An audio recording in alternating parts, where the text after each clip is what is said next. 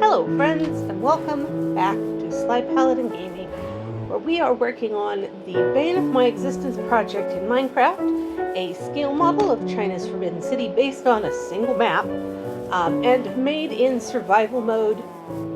Mostly peaceful, but I do often turn the mobs on because there are a lot of materials that you can't get if you don't fight mods, like mobs, whatever, things that start with M. The frog lights. You have to have hostile mobs and go fight in the nether with some magma cubes and have some frog friends present. And they will poop out a frog light. And they eat the little bitty mobs. But you get 3 different colors of frog light from 3 different frogs. And if you get all 3 of them, Shadow says hi. She's been driving Mary and Sophie absolutely bananas today, and I have no doubt that that's going to continue. So we may hear Mary throw down, because she's kind of had it with the little booger. We're going to go collect some maps here in just a second. This is just fun to look at. A little bit back there with all the fireflies. I really enjoy that effect. I like anything that has an effect that adds to the air. So like the fireflies, the drifting cherry blossoms, now the drifting leaves as they fall, weeping obsidian, all that stuff. Very fun to me.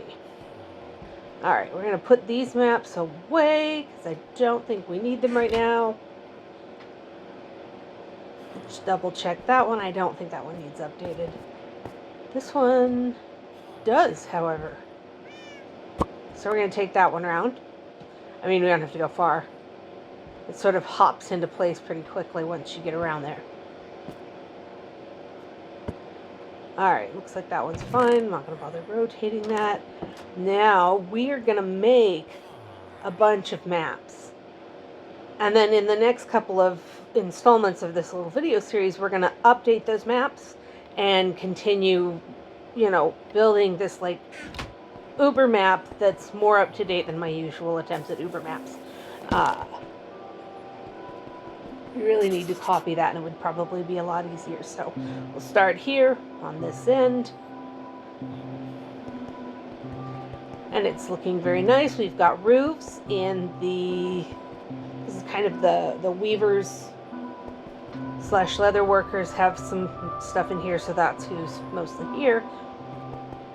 Since it's sort of bracketed by 2 garden areas. And now we're going to go to the next one. I'm also kind of looking at the point where the transition happens and making note of what the coordinates are, because I love cartography on a coordinate system. And just to see when I'm officially in, each of the different maps.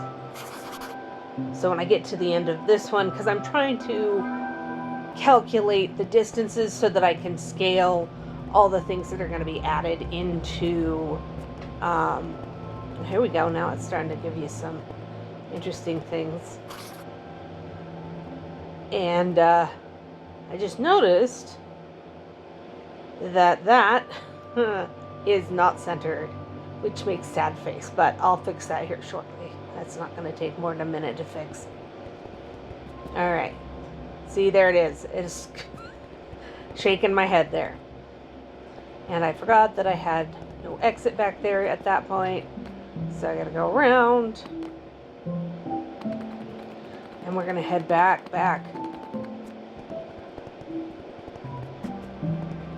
Now I'm going to start paying attention to the numbers there, because this is the part that I need to start blocking out in terms of east-west, which should be north-south, but the distribution of different courtyards there. This part gets a little bit on the dull side because these haven't been updated. This little strip here has mostly just had a couple of the first sort of layer of walls. When we get to I actually have the Forbidden City map in here on the end, and I'll show you what I mean by that. And there we go. So we're looking at about 42, 43 in that range for the number that was sort of the changeover for that. It's the exact same map. I may actually have it messed up on the wall. Who knows? And we're looking at about 72-ish. Yeah, that's about where the transition happens, isn't it? All right. So, I'll do some math with that later, but I don't feel like ruining anybody's day with that filthiness. Yeah, this run is boring. But this is how you draw a calligraphic or a typeset G, right there. That little shape. If anybody actually wants me to demo it again, let me know in the comments, and I'll do a little short of how to draw both versions of lowercase g. It's kind of a point of pride. And then this one happens at 800. So, if I was good at math, I could calculate the number of squares there. But we're going to go look at the... Oh, now I'm paying attention to the Z coordinate. There it goes. And that one's looking pretty good, considering. And the intention here in this Imperial Garden is not really to replicate the look or feel of the actual gardens in the Imperial City, but I wanted to have a little sampling of every single biome that was reasonable. I'm going to take this glow shroom and put it on the other tree, because I like to have the glow shrooms relatively evenly spread, because it's all about, generating enough light that should I want to turn mobs back on, I can still have my city be well protected in that regard. Plus, I just like the homogeny of that. Okay. So, this is what we're at right now in terms of all that. We're going to end with a quick look at the Forbidden City itself, just so I can explain.